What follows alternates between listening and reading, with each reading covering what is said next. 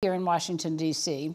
And for you here in the audience, and there are many more watching on a live stream across the country, welcome to the launch of the AAUW's latest research report, Barriers and Bias, the Status of Women in Leadership. You might have noticed that America is changing this election year. If you didn't notice it, you're in a cave. So if you take a look at the front pages, at Twitter topics, tune into the news, you wouldn't be wrong to come to the conclusion the country's changed a lot. But one way that it is not particularly changing is in gender inequities. Women are more than half of the American electorate. And as you well know, we have never elected a woman president, but only about 19% of our Congress is female, 12% of our governors. Women are half of the modern workforce, but only 5% of the Fortune 500 CEOs. And women make up more than half of today's college graduates and more than 2/3 of graduate school graduates, and are barely more than a quarter of college presidents. So we're looking at this leadership gap in so many sectors that we wanted to take a look at what harm it does to the whole society, what can we do about it? And so that's what brings us together here today. AAUW's new Barriers and Bias research report, which was released today, draws from scholarly literature and pays special attention to the role of stereotypes and bias as it explores these questions and provides real, actionable recommendations for how to solve the problem. So let's take a look.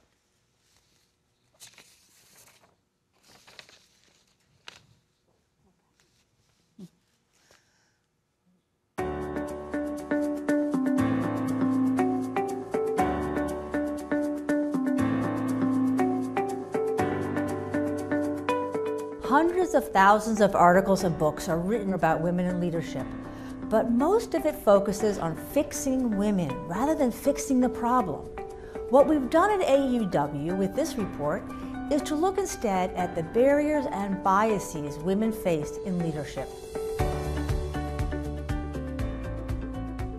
In 2015, only 5% of the companies in Standard & Poor's 500 list had female chief executive officers. That's 25 people out of 500. And can you guess how many US states had women governors? 6 out of 50. Those are the people elected to represent our country. Women are also underrepresented as leaders in academia, unions, the legal profession, and more. And the numbers are even lower for women of color. Black and Hispanic women together make up less than 3% of the senior executives in the private sector. What's really troubling about these numbers is not just the lack of diversity. It's the long history of the problem. Women are not new to leadership. Think of Cleopatra or Queen Elizabeth. Think of the women who helped to lead the civil rights movement and the educational reform movements. But women leaders are still, even after thousands of years, vastly outnumbered by men. The leadership gender gap is significant, persistent, and pervasive. Leadership ladders across many occupational sectors today continue to reflect a pattern of gender disparity that narrows the pool of women available to rise to the top leadership positions in the future. As we examine this gender gap, we realize that despite many efforts to improve opportunities, there must be some systemic factors that are contributing to gender inequality in leadership roles. Women make up more than half of college grads and half the labor force, and they have long careers in many fields. So there's no lack of women to fill these leadership positions, but somehow they're still not represented at the upper levels. There are lots of barriers that contribute to the problem, including a lack of family-friendly policies, explicit gender-based discrimination, and a lack of mentors and sponsors. But a barrier that we have come to see as hugely important is unconscious or implicit bias. You may not even be aware of them, but these are the hidden biases that can cloud your judgment and make it more difficult to treat people fairly. Such unconscious biases may even affect your decisions and actions in ways that diverge from your conscious beliefs and values. In 1998, the Harvard University's Project Implicit pioneered the development of tests that used word association to detect implicit bias. In conjunction with our barriers and bias research, AAUW has collaborated with Harvard to launch a free, online, anonymous implicit association test on gender and leadership. We invite everyone to take it by going to our website at www.aauw.org. Like other implicit association tests, the AAUW test measures the time it takes your mind to connect two words. For example, the test might tell you to connect leader with man. The test is not asking you to agree with the word connection. It is simply measuring how long it takes your mind to make the connection. You can go to our website, www.aauw.org, to take the test. So why is implicit bias so important? All of us have implicit biases to some degree. This doesn't necessarily mean we'll discriminate against someone. It just means that our first blink judgment or implicit response sends us certain information. Acknowledging this blink is critical because research suggests that by getting to know your own biases, you can learn to counteract them. The bad news is that most people have unconscious bias. But the good news is that there's something we can do about it. The report is full of recommendations for action. There's a lot that both the government and employers can do to make sure women can stay on their career tracks and return to those careers if they leave. In terms of public policy, we recommend several pieces of legislation that promote work-life balance and workplace gender equity. Our report includes things individuals can do as well. You can learn about your hidden bias by taking our test, for example. When we identify our biases, we can start challenging them. Clearly, time will not solve the gender leadership gap, but action will. Getting more women leaders will require major changes in the culture, policies, and practices of the places where women learn and work. Accountability can also inspire action, so we need public policies to ensure that employers do the right thing. The leadership gender gap is persistent and pervasive, but solvable. That's it for our sneak peek. We hope you enjoy reading the full report.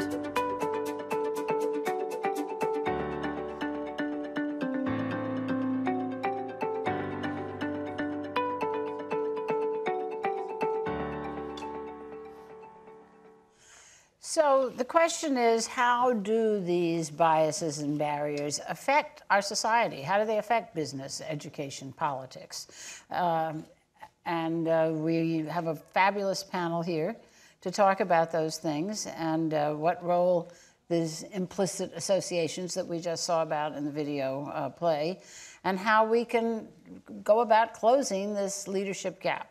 So our panel: President and Chief Executive Officer of Rolls-Royce North America, Marion Blakey; NASA Administrator and former astronaut, Charles Bolden; veteran award show producer and founder of Sunset Lane Entertainment, Sally Frattini; behavioral scientist and policy advisor at the National Institutes of Health, Anna Hahn; advisor to numerous startups and nonprofit organizations, Diane Lennon Powell; and the 43rd Treasurer of these United States, the Honorable Rosie Rios. So Anna, we've just been hearing about this implicit bias, and it's a key factor in this report, and it's your subject. So tell us a little bit more about it. Yeah, so let me start with kind of defining what unconscious bias is. The video explains it a bit, but unconscious bias or implicit bias is a bias that occurs outside of awareness or control. It can occur outside of awareness or control, therefore often unintentional. These biases impact our everyday judgment, decision, thoughts, behavior without we don't always know that it's occurring. But it is also very detrimental. So decades of research have shown that these unconscious biases put a lot of hurdles for individuals who are in the stigmatized groups. So can you give us an example? Yeah, so I'm going to give you a few examples how it starts from the beginning to kind of a later stages in life. So one of the earlier studies they looked at is how we're impacted right off the beginning from these gender biases, which is that they took little kids, they showed a video of a little infant being scared, maybe angry, by Jack in the Box that pops up, and they just asked people, is this baby angry or scared? And same video, they just labeled the gender differently. This is a female baby, this is a male baby. And as you can guess, people almost always, if it's a male baby, that he was angry. If it's a female baby, she's scared. So almost immediately, we're kind of assigning these kind of different emotional states to babies and infants. And as we go through, you can see how this impacts our everyday life. But let's go through what happens. You go through college and school, and you're applying for a job. One of the most seminal studies in this area, what they did is they actually sent a job application, same identical CVs, to male and female faculty members and asked, would you hire this person? Now, the CV is identical. The only thing they changed was the name. So it's a female name or male name. And they asked these actual faculty members, would you hire this person? And what they found is that identical CV, again, just want to emphasize that for female students, female students seem less competent, less hireable. They offered less salary, about $3,700 less. And that's over a lifetime. That's actually quite significant. And this happened despite the fact that people thought female students were more likable. It was just a kind of an odd effect. And again, both males and females do this. And if you look at studies on letters of recommendation, actually, these are real letters of recommendation that got sent in, and they got permission to look at this. And what you find is that letters of recommendation for women are much shorter, about 84% length than men. And these letters contain more reference to their home life, their personal life, more reference to their education rather than skill, and they have a lot more bet hedging, which is, it's amazing how much she's managed to accomplish. So it seems like a compliment, but at the end it's not. So you can see kind of even letters of recommendation show these biases. And I just want to kind of wrap this up a little bit, this kind of research section a little bit by talking about a study how these biases also apply to inanimate objects. This study is a little bit controversial, but some of you might have heard it. Female-named hurricanes are much more deadlier. And it's not because actually female-named hurricanes tend to be more powerful. It's that people find these female-named hurricanes less threatening and don't prepare as much. They don't seek shelter. And so people are twice likely to actually die in hurricanes. So these kinds of biases every day. Even after Katrina. That's actually a great point. This study actually excluded Katrina and Hurricane Audrey because they killed so many people. So they were seen as outliers and left out.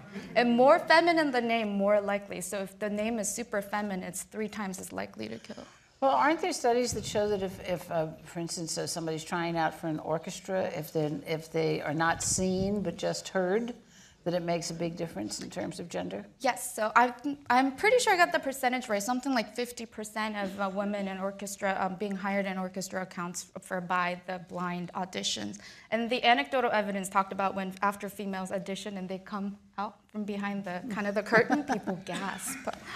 It's a woman, so yeah. So Sally, implicit and explicit bias sometimes overlap, obviously.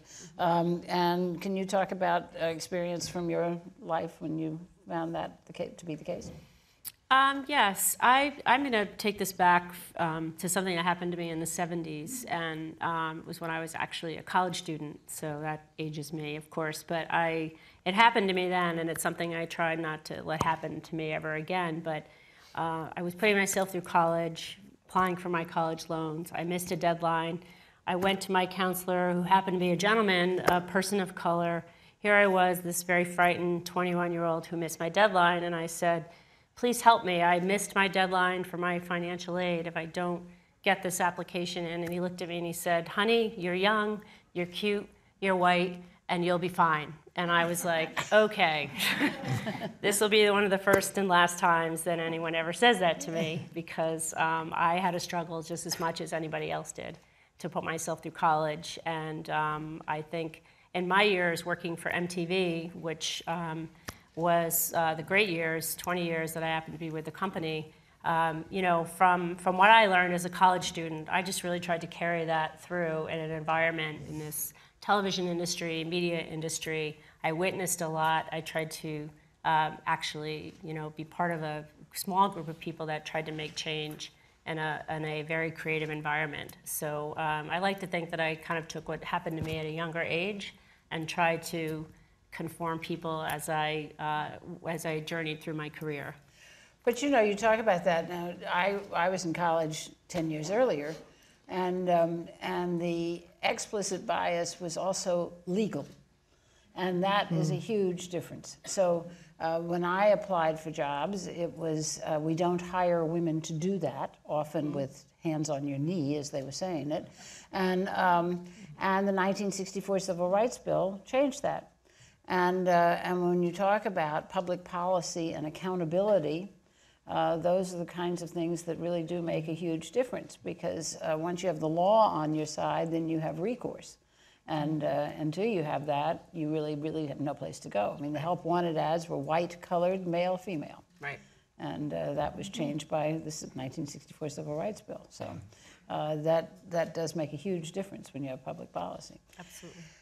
Mr. Bolin, you have certainly seen in your field, I'm sure, a sense of of who are these women coming in and trying to be astronauts, and what have you done about that? What do you see?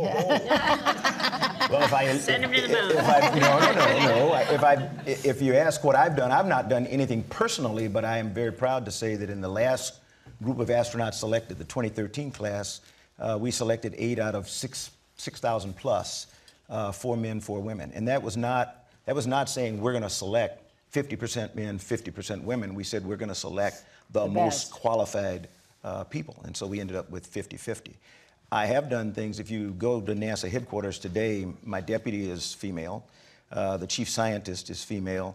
There are 3 males on what we call the A suite, and in the A suite there are a lot of people. It's in the teens. All of them are there because they're qualified, not because they were women. I think we're nowhere close to where we want to be, but we're a lot better off than we used to be. And is that an effort? I mean, is that something that you're doing consciously in order to make the workplace a more If you don't do it consciously, workplace? it doesn't happen. Good point. I'm the diversity champion for NASA.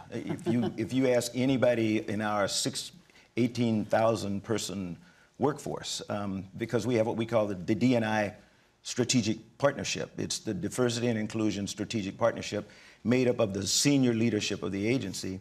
And I asked we have 9 centers around, like a city, around the country. We have 4 major directorates, and then offices that have an officer in charge or a person in charge.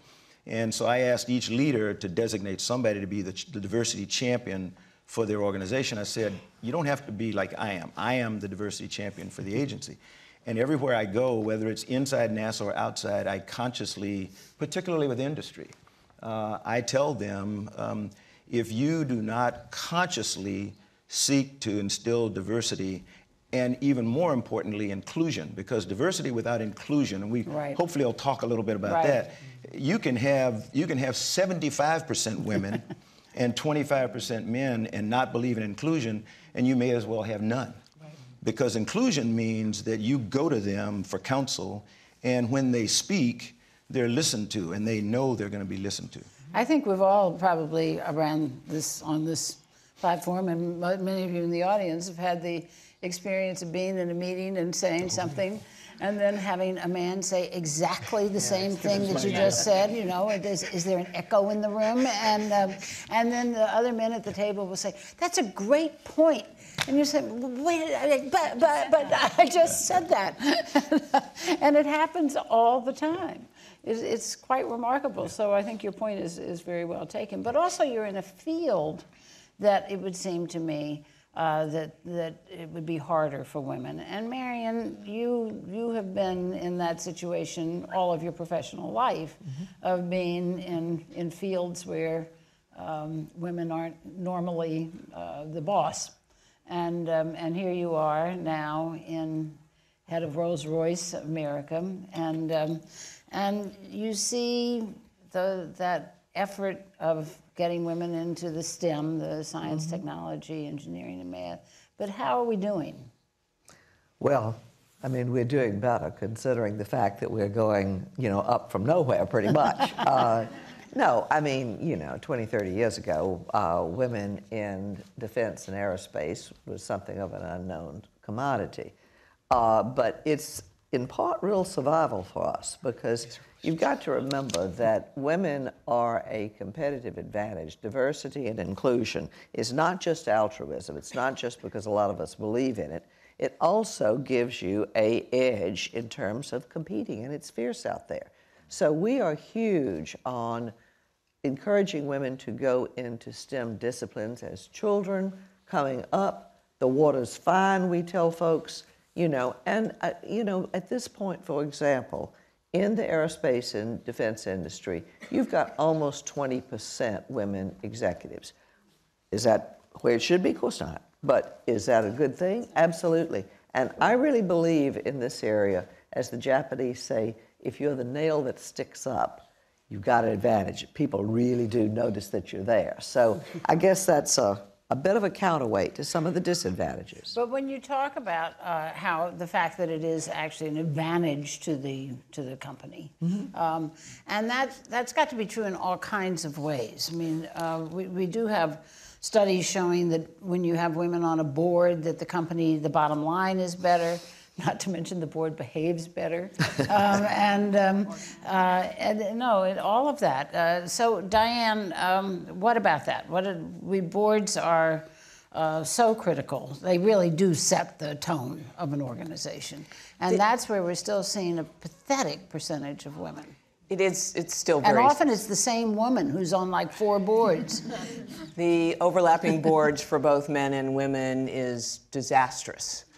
Mainly because there are so many more qualified people out there to do that. But I used to think that nonprofit boards would be one way, looking for a solution, would be one way for women to gain entry into the corporate board world by volunteering for audit committees or finance or the less popular ones, however that would go. Investments, which happens to be where I came up.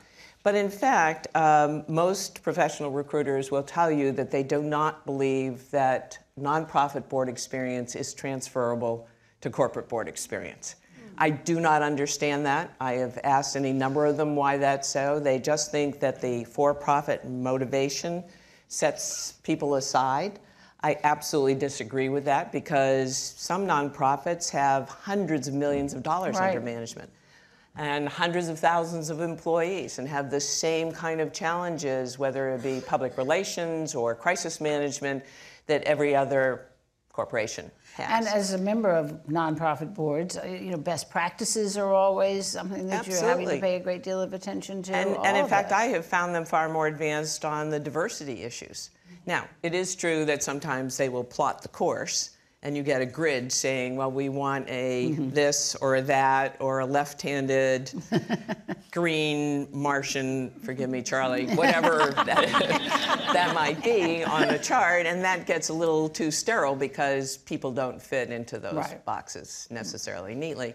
But solutions, Cokie, because I believe that we can sit and complain and discuss, but to try and get to where we think we want to go, I have 2 that I'd like to propose. One is that every woman that any of us know who's on a corporate board, we sidle up to them as sisters and say, by this time next year, wouldn't it be wonderful if you had 1 more woman on that board you're on?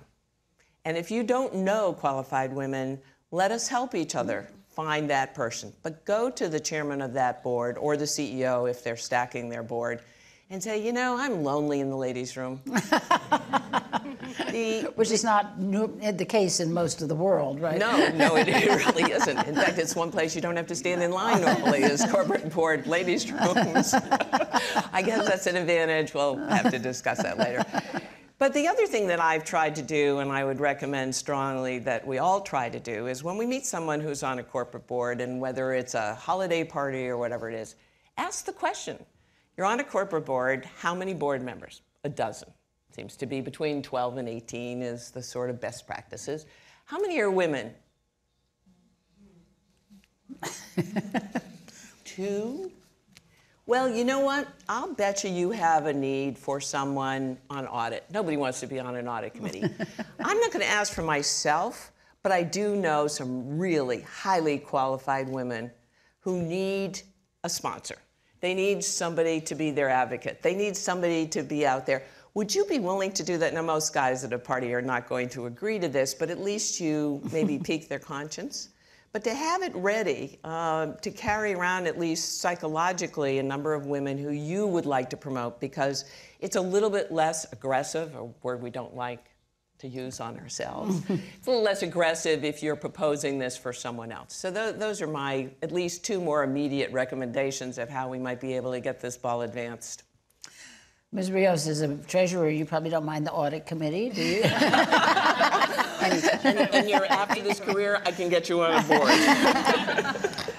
But I suspect you have been in the position of overcoming both sex and ethnic bias.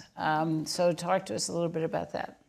So I came from the private sector prior to coming to Treasury, and coming from California, where it was very progressive, inclusive, I never really thought about gender or ethnicity or orientation or anything along those lines.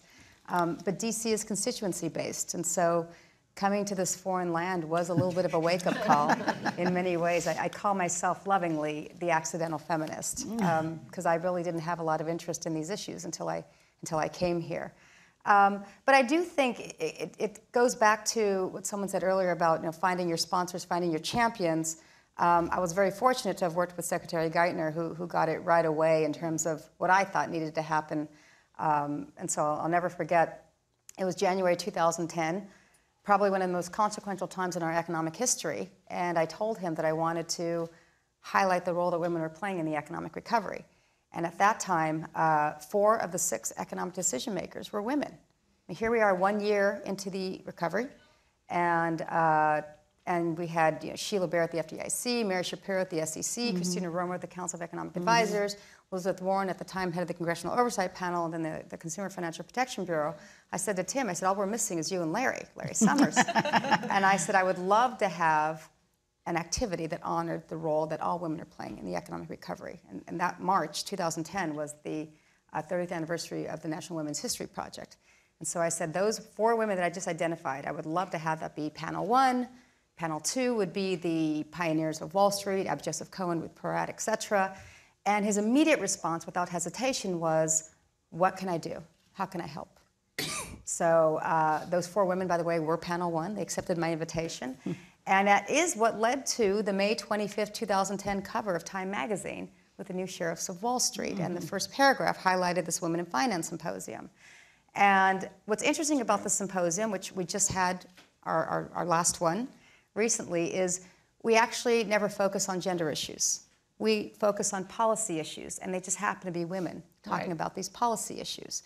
Now, this last one, because I felt like we built up enough equity to do so, we did talk about STEM, and we did talk about the future of our girls, because it is kind of forward-thinking. It was women in finance and technology, and so kind of, the last hurrah, maybe we'll continue, to focus on this isn't just about us, it's about our future.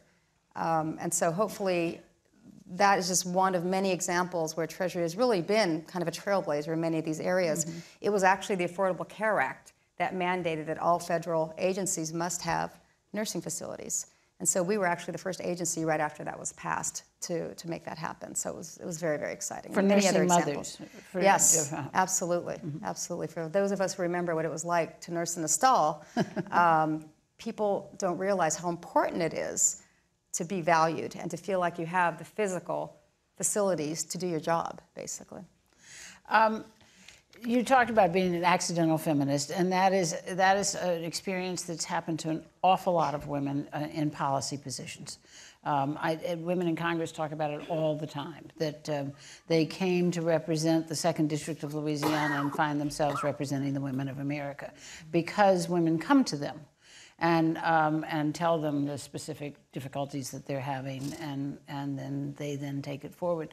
So what that does seem to imply is a consciousness that needs to be, I'm not talking about consciousness raising in the old-fashioned sense, but that people, as you said, Charlie, need to do this consciously. This cannot just be, oh, I think it's a great idea, So how do we go about that? Marion, you want to take it? Or Charlie, you want to take it? Go ahead. one of the things we'll let a man talk occasionally. I mean, you know, since we're talking about STEM, a lot of our efforts are focused on encouraging women of color, people of color, actually, to understand that they can succeed in the STEM fields. One of the issues that we're working on right now, and interestingly, it came from 2 of the 3 men on our floor, is the fact that when we go out to recruit a woman for a position, a leadership position, the woman is more likely to say, you know, I'm not really sure that I can do that, or let me think about this. If I go ask a man, he doesn't have a clue what the job is, but he doesn't have the gall or the courage to say, can you tell me a little bit more about the job, and I'll think about it. So we consciously go out when we're looking for a woman that we want to fill a position, and spend a lot of time doing what Ron McNair did for me when I decided to apply for the space program, which he asked me if I was going to apply, I said, not on your life. And he said, why not? I said, they never picked me. And he looked at me and said, that's the dumbest thing I've ever heard. You know, how do you know if you don't ask? And so I found myself talking to grown, experienced women saying, would you consider this? I'm not really sure. And I said, you know, that's the dumbest thing I ever heard. I would not be talking to you. I would not be asking you if I didn't think you were qualified. So again, I go back to just, we try to be conscious, and I'll use the word aggressive in our recruitment of women, because until you do that, and until you have this list that you can go to, if I go out and ask my leaders for a list of candidates for a position, I can almost guarantee you there won't be a woman on it. And it is not that they consciously are trying to exclude women, it's just that in their circle, almost everyone they know is a highly successful male. So having David Newman as my deputy, a former professor at MIT, when I asked for a list, David's list has some men on it, but it's got a lot of women. It's got a lot of very talented women. So that's the conscious effort to go out and get them. And one of the reasons we keep talking about STEM, of course, is that today is actually the anniversary of the Lilly Ledbetter Act, and the reports on pay gaps all day today. And of course, one of the reasons overall in the pay gap is that women are not in the fields that pay the most, and that is what the STEM fields tend to be. And I think that's a myth, by the way. I think it's an excuse. And I want to come back to that with you, Anna, because I think there were a couple of things I was hearing there that I'm sure are part of your research. So, because we were hearing in the video that people are talking about changing women instead of changing policies and changing the workplace. Have you come across this hesitancy that Charlie was talking about in terms of women and putting themselves forward for leadership? Yeah, so that's actually backed by research, and I'm going to quickly follow up exactly what you're talking about in terms of what we do at NIH. What the research shows is that men are more willing to kind of apply for a job. I know maybe in your case that wasn't true, but if there's a job whether they meet all the qualifications or not, they tend to just apply. It's just the way I think they've been taught. For women, what they show is that women wait till they meet every single qualification or even better before they apply. So, and by the time that women could be overqualified for some of the jobs that are being advertised because they make sure they have all the check marks. So if you don't try, if you don't ask, you don't get it. So that's part of the problem. So one of the things that we actually also kind of actively, consciously recruiting we do at NIH in the scientific workforce diversity is actively recruit people and try to dispel this myth of pipeline issues. Because when you do approach these individuals, say, have you considered women or minorities, underrepresented minorities for the position? Oh, well, they don't really exist. They're not out there. So what we actively do is we have a database. We have people who actively look for these individuals so we can dispel the myth that the pipeline issue is a problem. And we actually show up. And for these leadership positions, here are a list of women and underrepresented. Binders full of women. Yeah, literally binders full of. I was trying not to use that. Oh, I might have to use that because we literally hand over a binder. And say, here, that's a myth. And what we really try to do is see these people exist. You need to hire these individuals. And over time, what we're hoping happen is this whole mentoring issue. and role models, because you need to see these I individuals. have a problem figuring out where these men are coming from. I mean, the truth is that I don't mean the men that are doing the hiring. I'm telling the men who are getting hired. When you have more than half of college graduates female and more than 2/3 of graduate school graduates female, who are the men? And why are they getting hired? Seriously. and when you talk about, I mean, I look at this from voting statistics perspective. When you're looking at white men over the age of 40, they're only about 25% of the population. So how does that square with a corporate boardroom? Well, one of the things that I'm sure there's been a lot of research done on, because there are like 1.9 million hits on Harvard's library category of leadership. But leadership and language have such a really close and integral relationship to each other. And just 10 days ago, I was a fellow down at W&L for ethics and communications, and I found that the women were not using the same language as the men were in their presentations. And in fact, the women who were kind enough to allow some coaching were relying on you knows, likes. They were saying declarative sentences as if they were questions. I can't even do it, but it seems to be upspeak. It is an upspeak. Yeah. And the guys were not, some of them, most of them were not doing that at all. Language and leadership, choice of language and how you express yourself, and then the self-confidence. So I decided to take a little survey down there and said, who are the worst bosses you've ever had, both men and women? And what would be their commonality? And inevitably, it came down to self-confidence. The worst bosses, men or women, had the least self-confidence and therefore overcompensated in so many other actualizations. Women have a tendency to be self-deprecating. We want to be modest. See what I just did? I tilted my head. Well, have you ever watched people across a crowded room at a restaurant? The women are tilting their heads. That's how we're socialized to a large degree, but if we try, and I'm not saying that we should identify with men, because we're not men, but if we use their language in a self-confident way, if we don't rely on some kind of speech pattern that is considered weak at best, we're probably going to get closer to those leadership elements. It's just one of those kind of little secret, but nevertheless But that can't be the whole thing. No, of course not. No, I don't think it is. You know, I mean, very interesting article in the New Yorker back in February about leadership and about assumptions about leadership.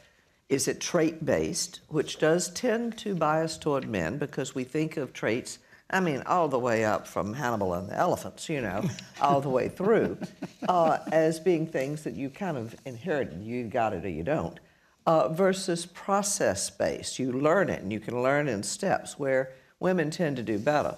And one of the things that they found is that neither form particularly is more successful. The most common denominator is, have you been through a crisis? How you performed in a crisis. But that said, you also look at women, at leaders, and you will find a large base of women usually behind a lot of the people who we right now think of as terrific leaders. I mean, when they sort of come to mind, there's a cadre back there, and a lot of them are women. I mean, they could step up, no question. I think going back to the question about, you know, kind of the leadership role and kind of going with what we know. What usually happens with these networks, so there's some structural frameworks that kind of encourage the same type of hiring, because we don't, unfortunately, women don't access those networks as much as men do. Whether it is your metropolitan club, your city club, your country club, people tend to hire from people that they've worked with before, people that they were in a fraternity or a finals club or anything along those lines. And so if you're in a world of finance, those opportunities are going to be few and far between, because those employers might not have had the same type of base that included a lot of women. So, and I certainly have found that, you know, in my field in finance. And so it's a comfort level that people tend to have. Sure. And it is kind of a loyalty piece, it's a trust piece. And if we're not part of that network, part of those connections, then we are going to be disadvantaged. But the company's going to be disadvantaged if it doesn't represent the people that it is selling to and serving and all of that. I mean, we have a good bit of data to support that. So why is there such hesitance? I just want to say I think a lot of this just is very individual. I mean, when you have to make a living and you are driven by making a living, earning a living, that's the whole gap that we have salary-wise. When it's a necessity that you have to support your family and you have to pay your mortgage or get your car, whatever you need to do, I feel like, you know, part of that's a necessity as an individual. So when it comes to seeing a hole somewhere, I mean, in our world, in the entertainment industry, I dealt all the time in a man's world. I mean, part of my job was dealing with leagues and the NFL and NBA and MLB, and I worked on Super Bowls, and very often I was the only woman in a room. Well, I didn't sit back and be like, I'm the only woman in the room. I welcomed other women in the room and encouraged other women to join me in the room, or really just encouraged my own self, the self-confidence to speak loudly and to be a good leader. And even if you are in a room with men, I need this job just as much as you do. And I also watched some of my coworkers leave their space, and I saw a hole. And I was like, okay, that person is moving out of that job. I want that job. I am going to move into that job. And I think we have to teach the younger girls these days to do more of that. I think we have to teach our daughters how to be more independent. I think we have to keep our confidence levels very high and not live in the past, but live right now in the future. And it's just a lot of our responsibility in how we're bringing up the next generation. But again, this is telling it's in some ways, you know, blaming the victim. I mean, it's telling the women that they have to step up and change, and that's fine. But isn't it also true that that as the video was making the point, the policies need to change and the workplace needs to change? I mean, it seems to me when you are talking about, again, the best and the brightest, the people coming out of college and graduate school being female, that if you do not have a caretaker-friendly workplace, and by caretaker I don't just mean little children, that you are then putting people in a position where they have to choose between responsibilities, and when you do that, you're driving away wonderful workers, and it seems to me that puts you in a non-competitive position as an industry, or as a school, or as a political party, or whatever it is. And so that's not the little girl changing, that's the place changing. So, Marion, do you see, you know, people responding to those kinds of needs? I do. I mean, Rolls-Royce is willing to spend real money on those kinds of accommodations. I also think it's important that we encourage employees to pull together. We have big emphasis, Charlie, on diversity and inclusion.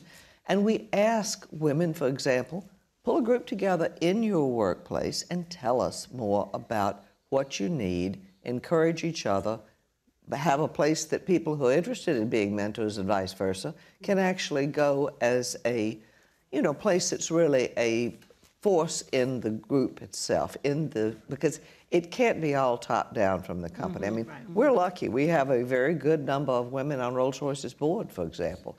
But it won't go just one way. You've got to pull it together from both ends. At NASA, we use employee resource groups. That's what we call ours.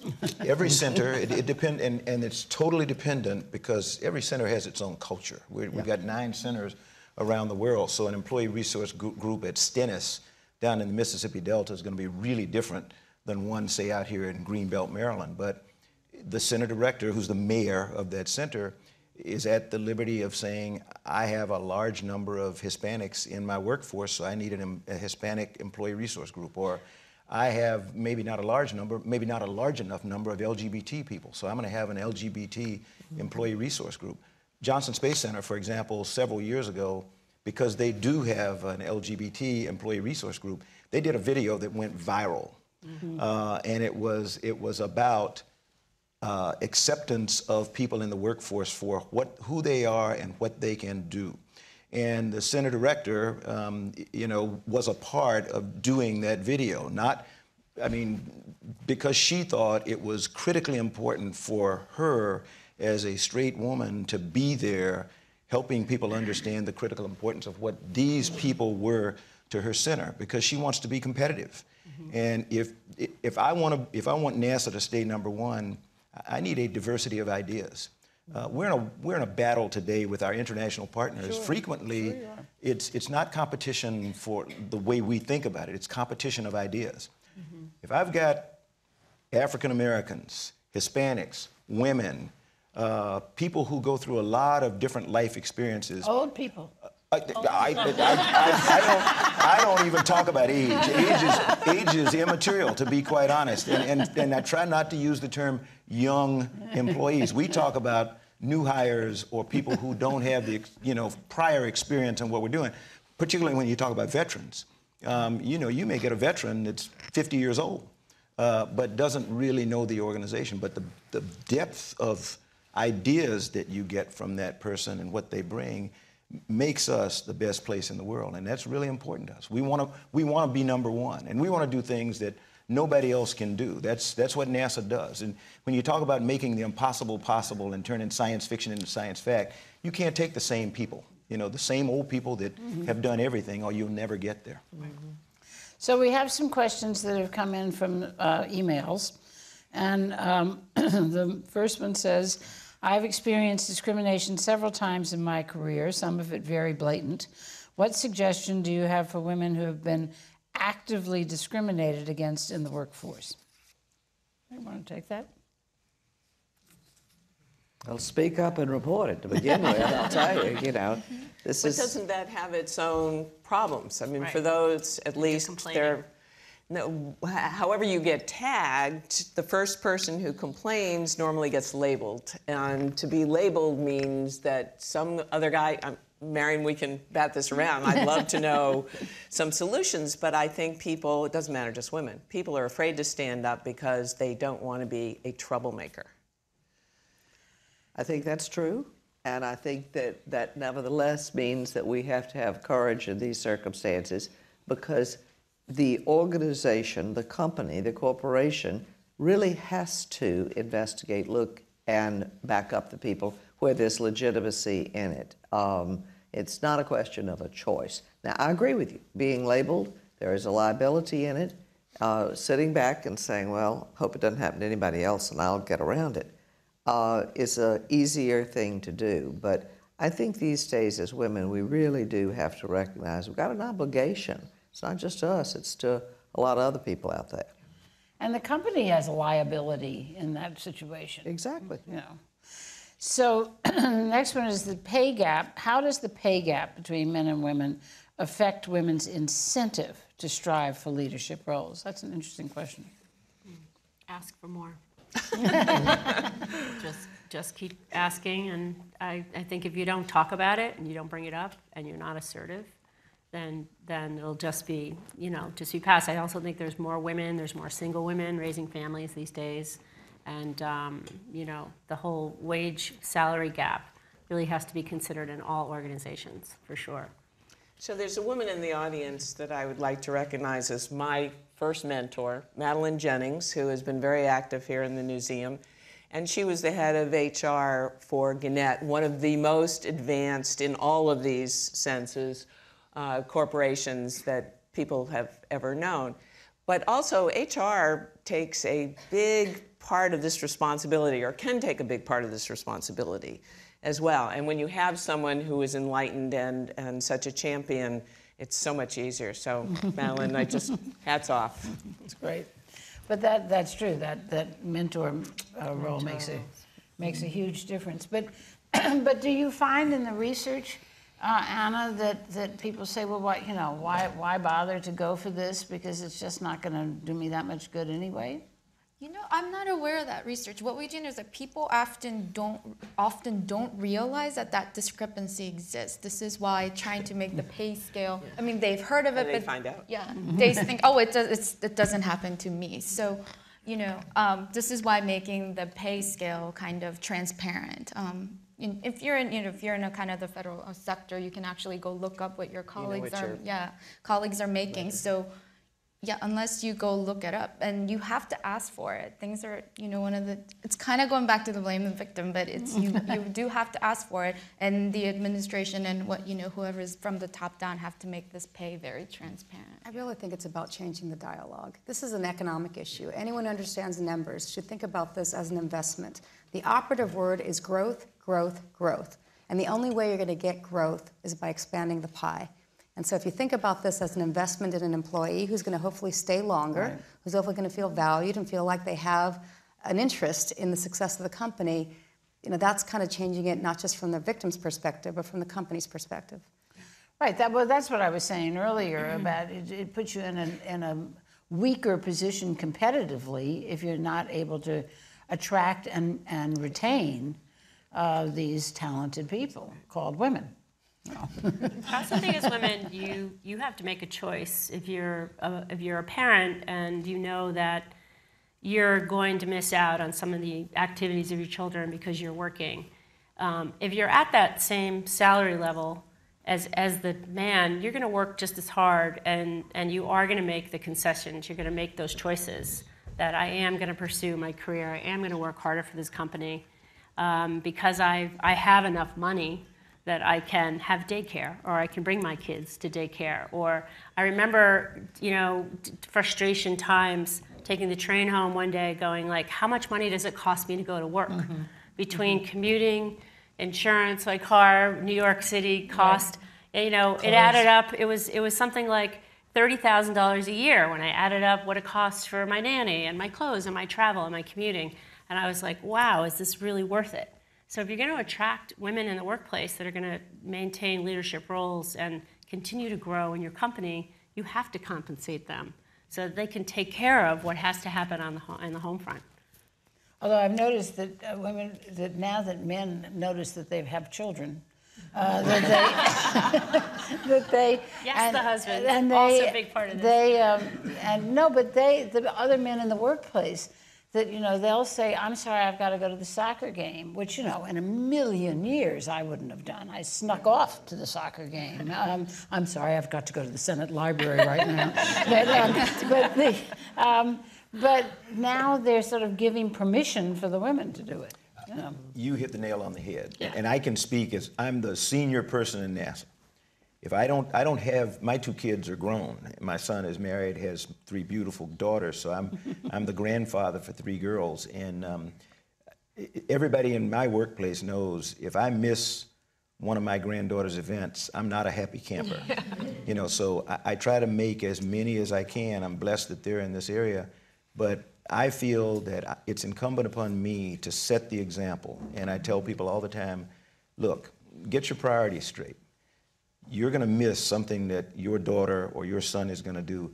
That event is never going to occur again. Right. Yep. Never. I sometimes I cry when I talk because as a Marine, I can't get back what I missed when my kids were growing up. Yeah. And so I don't want women to be like women used to be when I was growing up.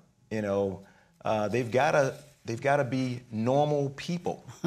And I mean, everything is simple. Everything sounds simple, but it's hard to do. And so I think if I set the example and I demand that they go do it and tell them, I want you to go do this, then they'll be more prone to do it. I think it's incumbent upon us as leaders, since we're talking about women leaders, men have a responsibility. You talked about there are 2 people that make a kid, okay?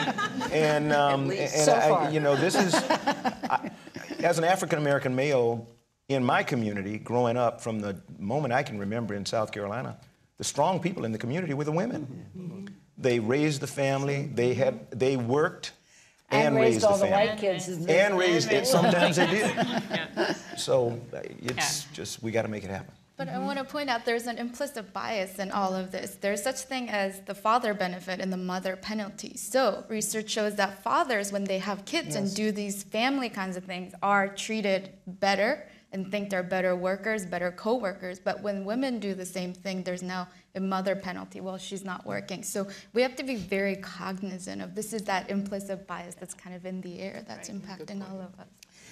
We have a Facebook question. I'm a sophomore in college, and I don't see much evidence of gender bias affecting me. How do I prepare for the gender bias I hear happens in the workplace?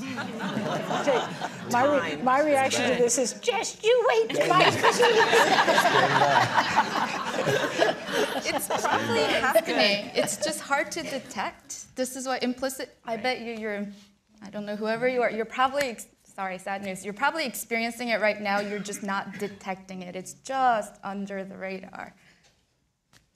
But it's also true that at the entry level, it is much easier to, I mean, sometimes we're desperately looking for a boy because, you know, these bright young women are coming out of college, and the girls are women and the boys are boys, the men are boys. And so you know, at that level, it's much easier. It's as you start to move up that you start to see. Well, that's when the structural framework is so important, right? The conditions, the work conditions, the supportive environment, whatever it is, it takes these women the choice to hopefully, if they decide to have a family, that there's a welcome mat there for them if they want to come back. This is from Twitter. As a woman of color, I know bias affects me more than my white female colleagues. Given the current political climate, can someone comment on when you think that's likely to change? Oh dear. That shouldn't be funny. That isn't funny. But yeah. Likely to when is a hard question to answer. Whether isn't probably a better one. Anybody want to take that? Well, if there were more men like Charles Bolden who were in leadership positions, it will all change. Right. But seriously, are we in a moment when it's regressing rather than progressing? Yes. Yes. I had a conversation with someone. My special assistant out here is a young White House fellow, LaShonda Holmes, who's a Coast Guard lieutenant and helicopter pilot. And I was privileged to be at a dinner for her in her class last night, and at our table we were talking about it. And I was saying, as a member of the Obama administration and a person of color, I worry. I would have never thought that we would see things happening the way they are today once we got as far as we got. And the other conversation I had was that, and again, this is for young black men and women who have been complaining about the president not doing enough. Mm-hmm. I think as they now look at the fact that he is now about to not be the president, and some of us have grandchildren and children who are beginning to say, wait a minute, what do you mean that the president's not going to be black? You know, that is something that young, and it will hopefully it will be the same way when we have the first female president, that as the end of that term comes up, young women will say, whoa, whoa, there's no woman running. How can that be? Well, you know, it happened with Secretary of State. It was so funny. I mean, Madeleine Albright became Secretary of State, and it was all, you know, first, can a woman actually do the job? Will foreign leaders talk to her? All that stuff. And then Condoleezza Rice takes the job, and by the time Hillary Clinton's Secretary of State, people start saying to me, is there something about Secretary of State that makes it especially you know, good for women to do it? Is it sort of a women's job? And well, there have been so 3 since Thomas Jefferson, but but it's a funny thing how that does transition. Yeah. This is an interesting question from Twitter. How can women balance competing against each other for leadership roles while promoting each other in the same pursuits? Interesting. I mean, listen, I think as women in leadership roles, it's also our responsibility to look out for each other, and it's also our responsibility to look out for people of color, as well as, you know, we live in a fragmented society now. It's not just men and women. We have gay men, lesbians, transgenders. We have so many mixtures of combination of families and how we're bringing up our children. So In my opinion, women really have to look out for each other, and it is our responsibility. And I think that's also kind of one of those old cliches about, women being bitches or, cattiness or all that stuff that happens. But I really feel like that's actually changed quite a bit. I've never experienced, I've been in the workplace for 50 years, and I have not experienced that at all. I've much more had the experience of... Look out for each other. Right. May I offer one observation? And all the time, and this is to all of the women in the audience, if you're in a position to hire, everybody's not as good as you are. You weren't as good as you are when you started. So give them a break. Mm-hmm. Don't be selfish and say, I worked really hard to get here, and I don't want them to screw it up. As a person of color, I find myself doing that a lot. I worked really hard to get here, and I don't want another black male not to have this opportunity because I don't want to put someone in here who's going to be weak and not measure up. Well, guess what? I didn't have a clue when I came into this job. I'm a non-political political appointee. And the person right here really helped me before I even got considered for this because I was on one of her advisory committees and I watched her. She didn't have to say anything. I just watched her and the way she handled herself in this male-dominated world. So, when you get right down to it, I'm no different than a female. I told Diane, I can bring out my feminine side here. I represent something that is not the standard in this city. And so for me to think that I'm any different than you or Marion or anybody else and that, that you're not going to go through the same thing I am, that's foolish.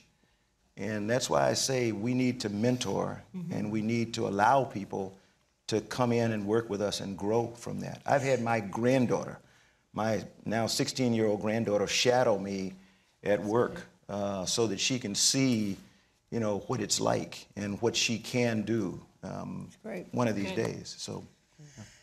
Several of the questions actually have been about mentoring, and since you all have all referenced it, I didn't bring it up separately, but it is clearly a huge part of leadership, of taking a leadership role and then educating for a leadership role.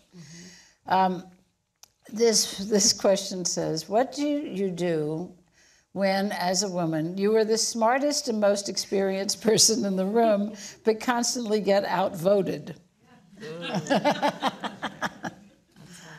Democracy can be a problem.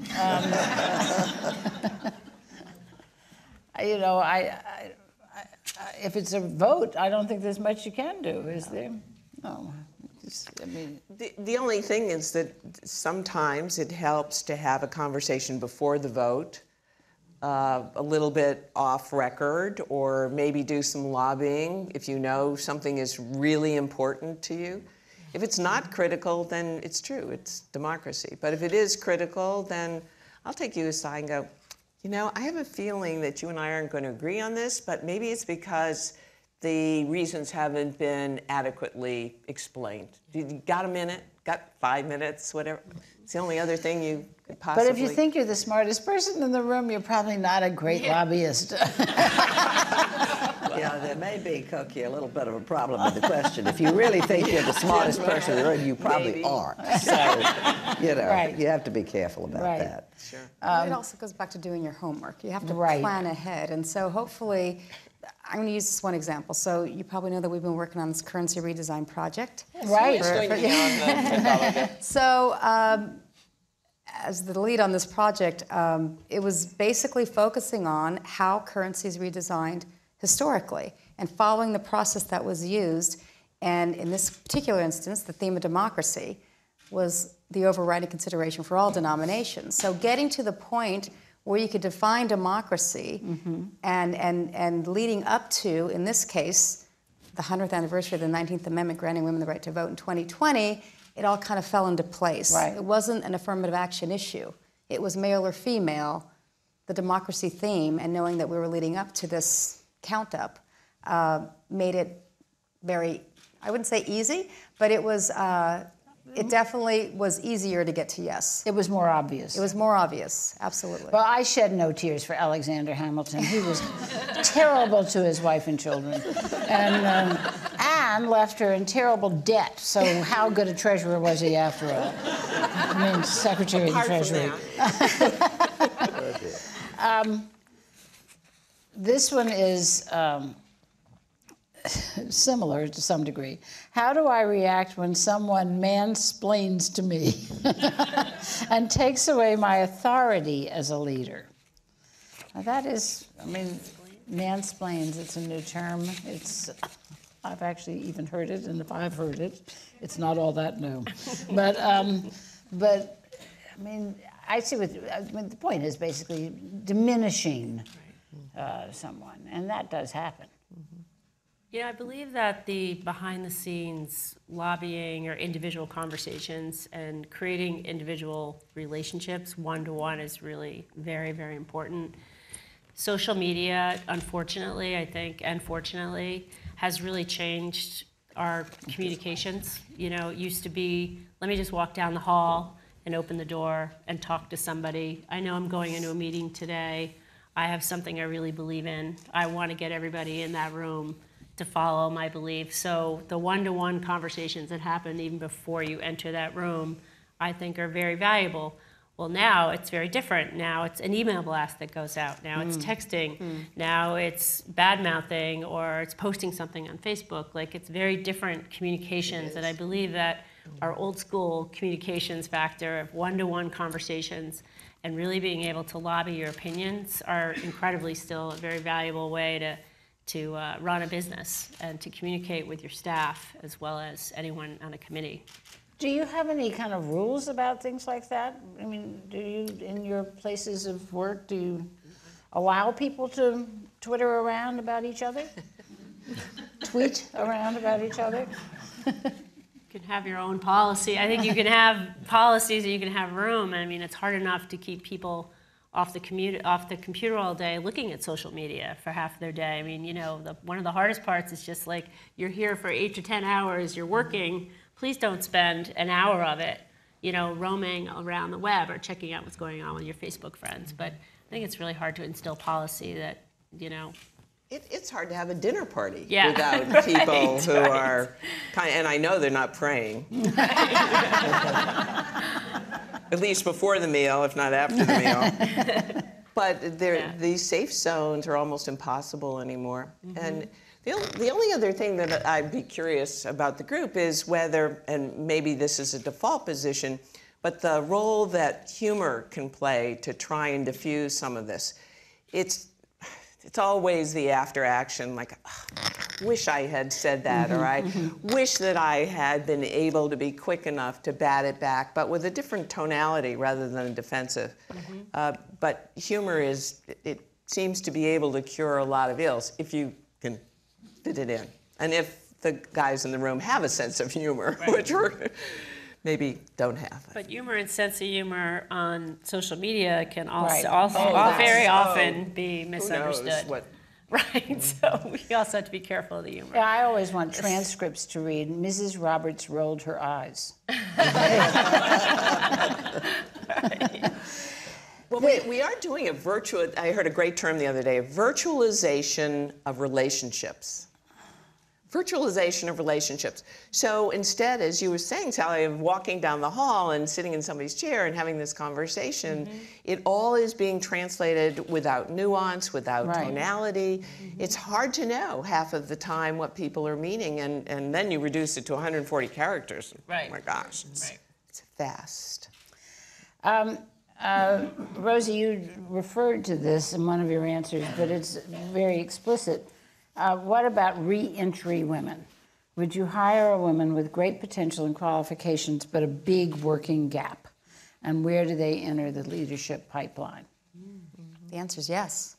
Of course, absolutely. I mean, some would like to think, I mean, I was very fortunate. I had my mom with me, but I would like to think that even if a woman decides to take a certain time off, that doesn't mean they were out of this world. Right. There is definitely a level of growth that happens no matter what you do, no matter whether you decide to take care of kids, whether you decide to take a sabbatical, whether you decide to write, whatever it is, that's not necessarily lost time. I mean, this is kind of a redefining of how we think about people and how we think about skill sets and kind of the emotional intelligence that comes with being a valued asset. So for me, absolutely, there's no reason why people can't contribute to the workforce in some way, even if they take time off.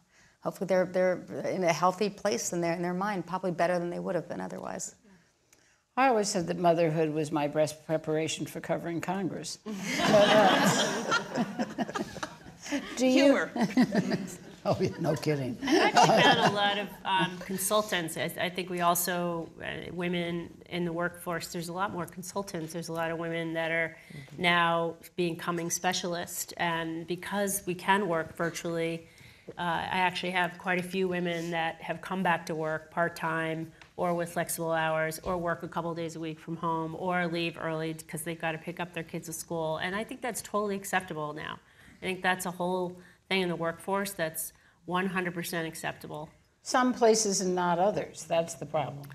Correct. And that is another women in leadership, because I think And also that, I mean, we're talking about leadership more, but that solution generally is very difficult for women at the lower end of the pay scale. You know, women who are on an assembly line or women who are in a position where it's very hard for them to have that kind of flexibility, and often they're the people who need it the most. that's absolutely true. This gets to some of what you were referring to, Charlie, earlier. If a woman is president this time around, will there be a backlash against women leaders? How did it work for President Obama? Did it right. What do you... I think there will be some people, you know, who will not be willing to accept that, just as there have been lots of people who are still not willing to accept a black president. But I think for someone to be resilient and strong enough to take all the slings and arrows, you let your performance do the talking for you. And that's my counsel to anybody, whether they're male, female, or anything. Please, whatever you do, don't let someone define you. Don't let someone tell you how well you're doing. If your workforce is doing well, then you're okay. Mm-hmm. You know, the measure of a leader is not the leader. The measure of, I believe, the measure of a leader is in the performance of the organization that they lead and the happiness. I mean, it's a silly word maybe, but is my workforce enjoying themselves? Mm-hmm. Do they enjoy themselves? Mm-hmm. And if I leave, will anybody miss me?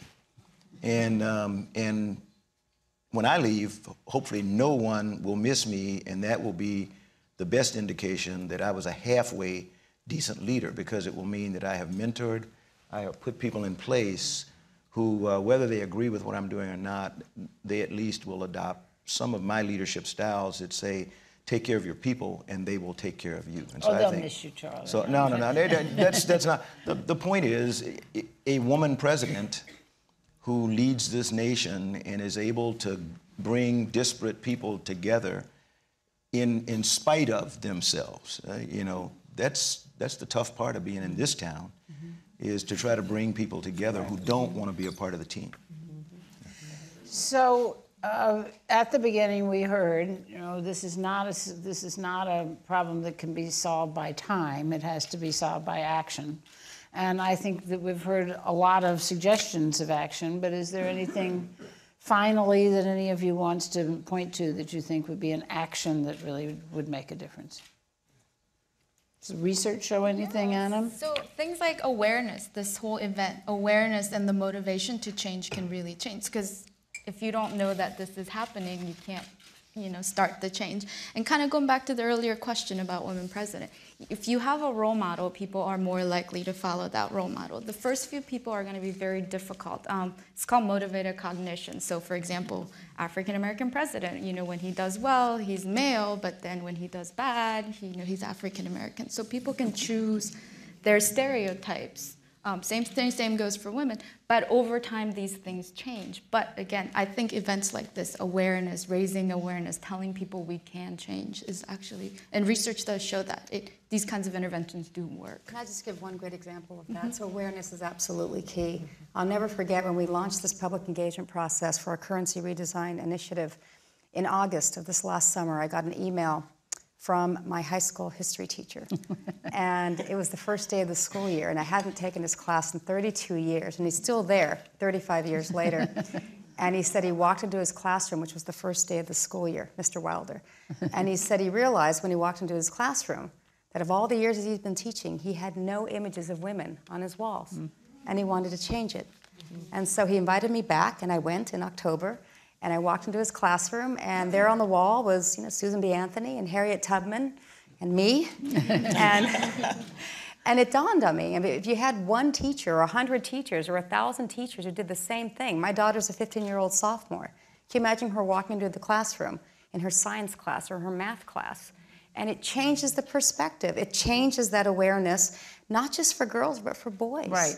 So we value what we see every day. And so if you don't see that every day, and if you do see it every day, what will that do? I write women's history, and I wrote a children's book of one of my history books, and went around to schools talking about it, and said to the kids, in all those pictures, the Declaration of Independence, the Constitution, anything missing? And the little boys will say something crazy.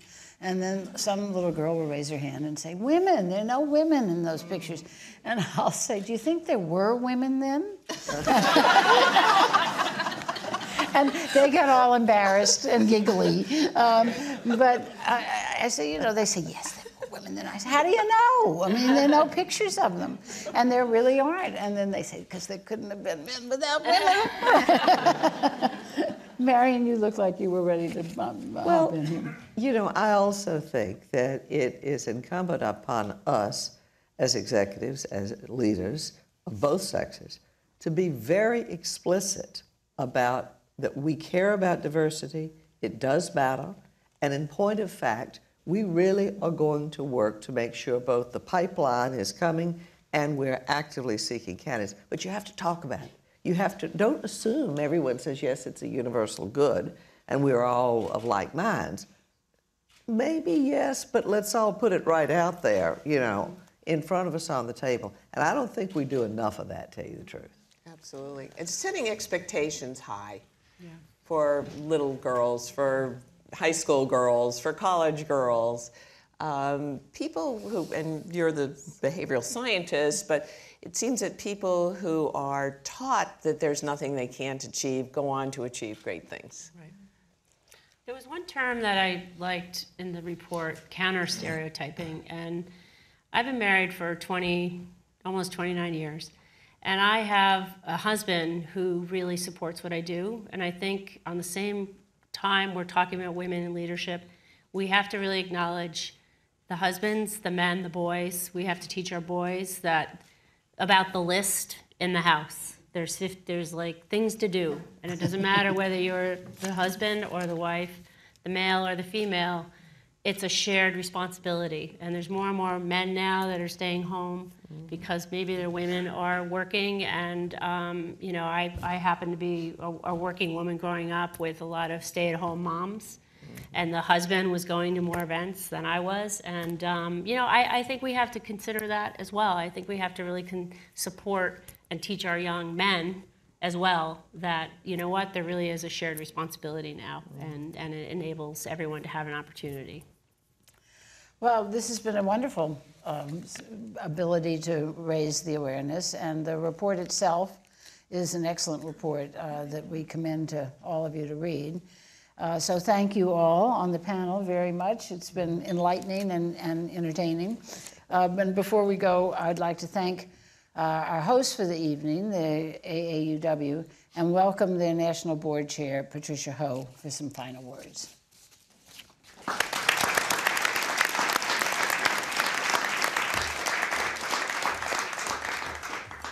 We really want to extend our deepest appreciation to Cokie and to each one of our esteemed guests. Thank you so much for sharing your perspectives, for coming from your different spheres of influence to give us your ideas, your thoughts, your expertise, your experience on leadership, because that's actually what you have been and what you are inspiring us to do.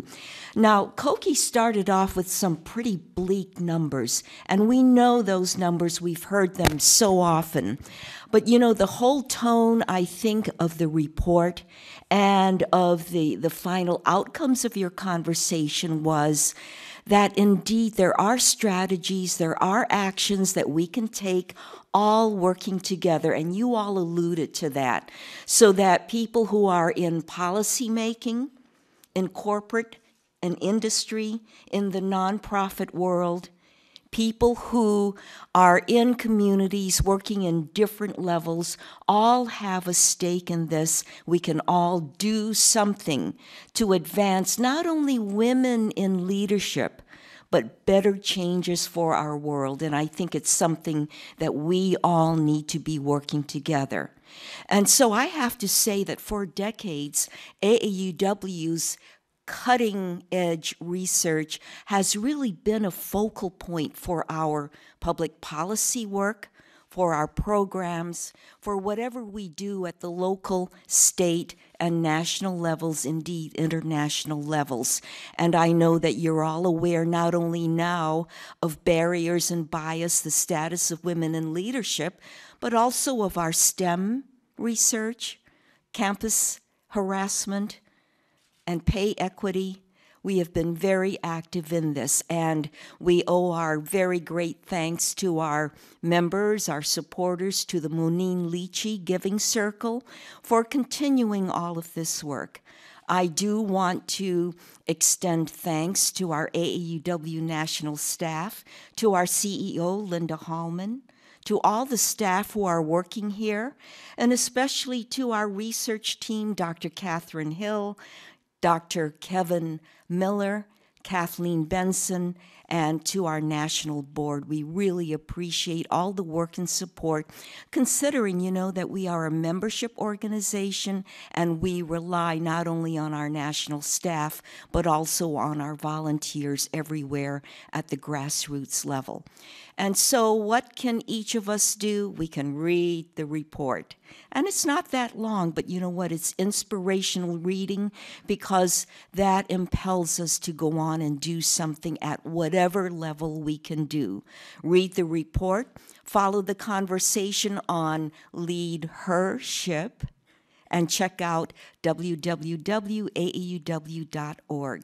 And so I want to thank, again, Cokie, and each one of you. It was a delight to speak with each one of you backstage in the green room, which is really white.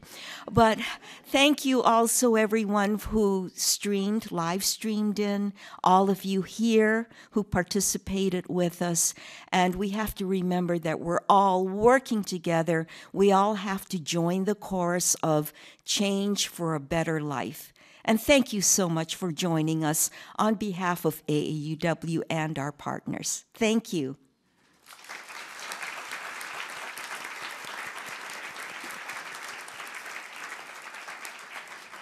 Ladies and gentlemen, that concludes our event today.